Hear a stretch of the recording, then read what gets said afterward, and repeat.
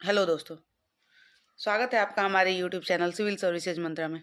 दोस्तों, आज है हमारा बीपीएससी एडीओ सीरीज का डे 17, जिसमें हम अभी एंशिएंट बिहार हिस्ट्री को पढ़ रहे हैं और उसमें आज हम पढ़ने वाले हैं महाजनपद काल के बारे में।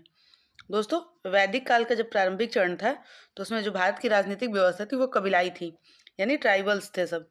उस समय लोग छोटे छोटे कबीलों में रहते थे और हर कबीले का एक मुखिया होता था और ये कबीले घुमंतु जीवन जीते थे। मतलब कभी यहाँ रहते थे तो कभी वहाँ घुमंतु रहते थे और उनकी कोई अस्थाई सीमाएं नहीं थी, क्योंकि अगर एक जगह वो रहेंगे नहीं तो फिर अस्थाई सीमाएं होंगी नहीं। धीरे धीरे जब लोगों ने कृषि को अपनाया तो वे एक स्थान पर बसने लगे। जैसे कि हमने कल के वीडियो में देखा कि कब हमने कृषि को अपनाया था, तो आप उसको भी जाके देख सकते हैं, क्योंकि हर सेशन एक दूसरे से इंटरलिंक होता है।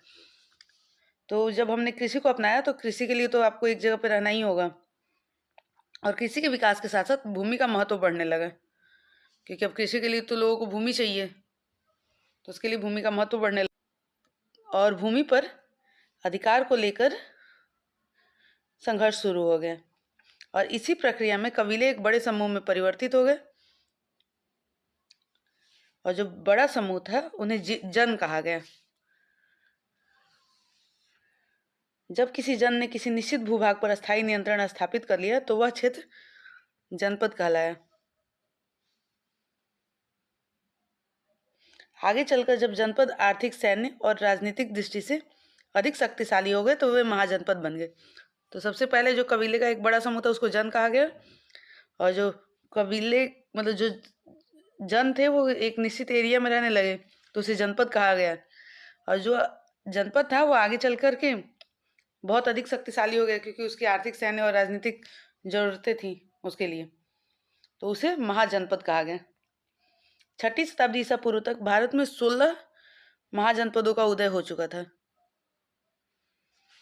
और यह काल भारतीय इतिहास में अत्यंत इम्पोर्टेंट है, क्योंकि यहीं से संगठित राज्य व्यवस्था, अस्थायी राजनीति, कर प्रणाली, अस्थायी सेना, प्रशासनिक ढांचे का विस्तार हुआ। क्योंकि जब लोग संगठित होंगे तो उनको संभालने के लिए एक संगठित राज्य व्यवस्था चाहिए, एक अस्थायी राजधानी चाहिए कि कहाँ से लोग मतलब जो राजा रहेगा वो बैठ के शासन करेगा, और एक इसके लिए मतलब राज्य की सुरक्षा के लिए अस्थायी सेना भी चाहिए और सारी चीज़ों को मैनेज करने के लिए एक प्रशासनिक ढांचा होना भी जरूरी है। और महाजनपदों का जो विस्तार था वो मुख्यतः उत्तर भारत और पश्चिम भारत और मध्य भारत में था। मतलब उत्तर पश्चिम में, मध्य भारत में महाजनपदों का विस्तार था, ये आपको अच्छे से ध्यान रखना है। दक्षिण भारत में केवल एक ही महाजनपद था, वो कि अस्मक। तो जो सिर्फ अस्मक महाजनपद था जो कि दक्षिण भारत में था, तो ये भी बहुत इंपॉर्टेंट हो जाता है, एग्जाम में हमेशा ये आते रहते हैं कि इकलौता महाजनपद जो दक्षिण भारत में था, तो आपको ध्यान रखना है कि वो अस्मत है।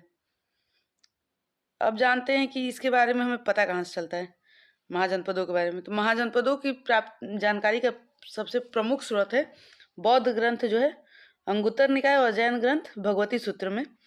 इन सारे जो 16 महाजनपद है इनका स्पष्ट उल्लेख मिलता है, जिससे यह प्रमाणित होता है कि यह काल ऐतिहासिक रूप से प्रमाणित है। अब बात करते हैं 16 जनपदों की, कौन कौन से थे। तो मगध, जिसकी राजधानी गिरिब्रज या राजगीर है, जो कि अभी बिहार में पड़ता है। अंग, जिसकी राजधानी चंपा है, वो भी बिहार में। तीसरा है बज्जी संघ, जो इसकी राजधानी वैशाली है, वो भी बिहार में। तो ये तीनों मगध, अंग और बज्जी संघ, ये तीनों बिहार के महाजनपद है। तो अभी इसके बारे में हम आगे डिटेल से पढ़ेंगे। और फिर चौथा था काशी, जिसकी राजधानी वाराणसी है, वो उत्तर प्रदेश में है। कौशल, जिसकी राजधानी श्रावस्ती है, वो उत्तर प्रदेश में। और वही मल्ल, कुशीनगर, तो वो भी उत्तर प्रदेश, देवरिया वाला एरिया है। वत्स, कौशाम्बी, उत्तर प्रदेश, ये भी प्रयागराज का एरिया है। कुरु, इंद्रप्रस्थ, दिल्ली जो है अभी।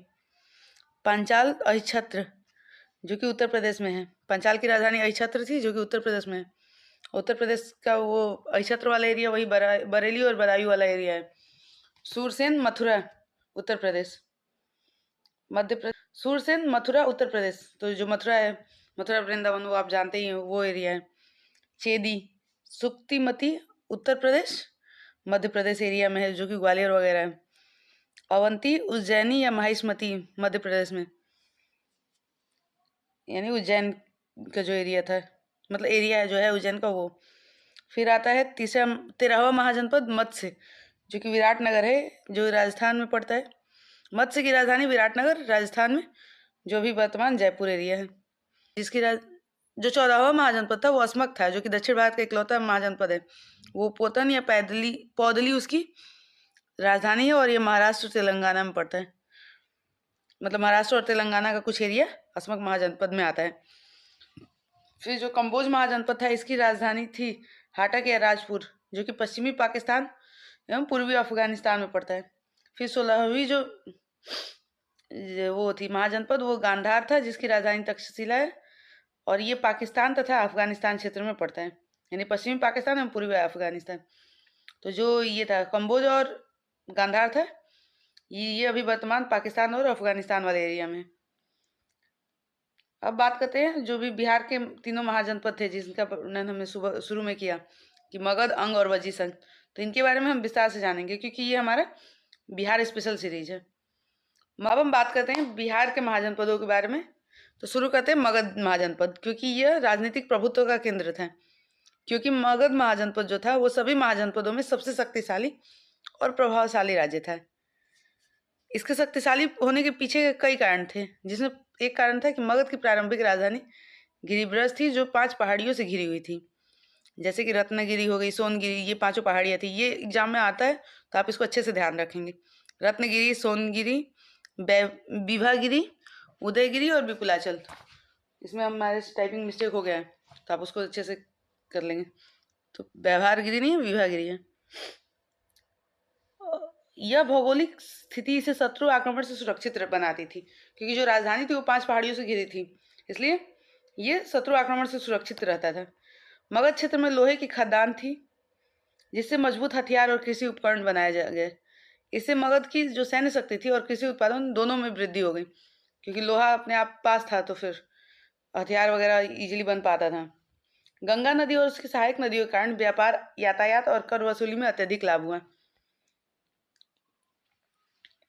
जो मगध का विस्तार था मुख्य रूप से पटना, गया और नालंदा क्षेत्र से था, और आगे चलकर मगध ने अंग और वज्जी संघ तथा अन्य राज्यों को पराजित कर विशाल साम्राज्य की नींव रख दी थी।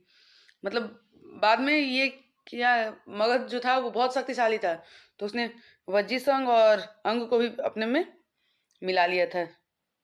और मगध का उल्लेख हमें अथर्ववेद में मिलता है, जिससे इसकी प्राचीनता सिद्ध होती है।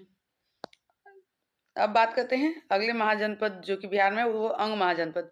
ये व्यापारिक रूप से समृद्ध था। अंग महाजनपद का विस्तार भागलपुर और मुंगेर क्षेत्र में था, तथा इसकी राजधानी चंपा थी, जो गंगा नदी के किनारे स्थित एक समृद्ध व्यापारिक नगर था। अंग जो राज्य था वो व्यापार और वाणिज्य के लिए बहुत ही प्रसिद्ध था, क्योंकि यहाँ से समुद्री और स्थलीय व्यापार मार्ग जुड़े हुए थे। और अंग का अंतिम जो शासक था वो ब्रह्मदत्त था। मगध के विस्तारवादी शासक बिंबिसार ने ब्रह्मदत्त को पराजित कर अंग को मगध में मिला लिया था। तो आपको ध्यान रखना है कि अंग को मगध में बिंबिसार ने मिलाया था, और उसने ब्रह्मदत्त को पराजित किया था। इस विलय के बाद मगध और अधिक शक्तिशाली हो गए, और अंग जो महाजनपद है, इसका भी उल्लेख हमें अथर्ववेद में ही मिलता है। अब बात करते हैं बिहार के अंतिम महाजनपद, जो कि है वज्जी संघ। वज्जी संघ या लिच्छवी महाजनपद, जिसे कि गणतंत्र की जन्मभूमि भी कहा जाता है। तो ये आपको याद रखना है कि विश्व का प्रथम गणतंत्र लिच्छवी से ही शुरू हुआ था। वज्जी संघ एक राज्यों का संघ था, जिसे गणराज्य कहा जाता था। यहाँ शासन किसी एक राजा द्वारा नहीं, बल्कि गणसभा द्वारा चलाया जाता था। वज्जी संघ में वज्जी, लिच्छवी, विदेह, ज्ञात्रिक, उग्र, भोग, कुरु और इक्ष्वाकु जैसे 8 कुल शामिल थे।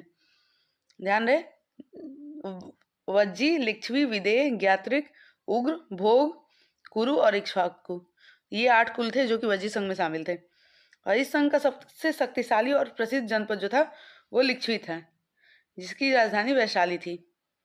वैशाली नगर की स्थापना राजा विशाल ने की थी, इसलिए इसका नाम वैशाली था। वज्जी संघ लिच्छवी को विश्व का प्रथम गणतंत्र कहा जाता है, क्योंकि यहाँ निर्णय सामूहिक रूप से लिए जाते थे, और यह महावीर स्वामी और गौतम बुद्ध का सबसे घनिष्ठ संबंध वाला एरिया रहा है, जिससे इसका धार्मिक महत्व भी बढ़ जाता है, क्योंकि ये महावीर स्वामी से संबंधित है तो जैन के लिए इम्पोर्टेंट हो जाता है, और गौतम बुद्ध से संबंधित है तो बौद्ध धर्म के लिए इम्पोर्टेंट हो जाता है। अगर वन लाइन में समझे, मतलब वन लाइनर की तरह समझे, तो विश्व का प्रथम गणतंत्र वज्जी संघ या लिच्छवी, दक्षिण भारत का एकमात्र महाजनपद असमक, सबसे शक्तिशाली महाजनपद मगध, और बिहार में महाजनपद कितने हैं? 3, मगध, अंग, वज्जी संघ। और वज्जी संघ या लिच्छवी का एरिया जो था वो वैशाली और मुजफ्फरपुर क्षेत्र है। मगध का एरिया पटना, गया, नालंदा क्षेत्र है, और जो अंग का एरिया है ये भागलपुर और मुंगेर क्षेत्र है। दोस्तों उम्मीद है कि आपको महाजनपद काल और बिहार के जो महाजनपद हैं ये आपको अच्छे से समझ में आए होंगे। अगर आपको वीडियो अच्छी लगी हो तो वीडियो को लाइक करें, शेयर करें और चैनल को सब्सक्राइब करें, ताकि ऐसे ही हम बिहार की जो भी हिस्ट्री है इसको अच्छे से हम आपको और अच्छे से समझा पाएँ। और आपको कहीं भी डाउट लगे तो आप हमारे में कमेंट कर सकते हैं, हम कमेंट के थ्रू आपका जवाब देंगे। इसके अलावा अगर आपको ये PDF चाहिए तो PDF हमारे टेलीग्राम चैनल पर मिलेगा, और टेलीग्राम चैनल का लिंक हमारे डिस्क्रिप्शन बॉक्स में मिल जाएगा। साथ ही साथ डिस्क्रिप्शन बॉक्स में ही आपको फेसबुक पेज और इंस्टाग्राम पेज का लिंक मिलेगा, जिससे आप जुड़कर हमारे साथ जुड़ सकते हैं। मिलते हैं कल आपके साथ डे 18 में एक नए टॉपिक के साथ। तब तक के लिए गुड नाइट।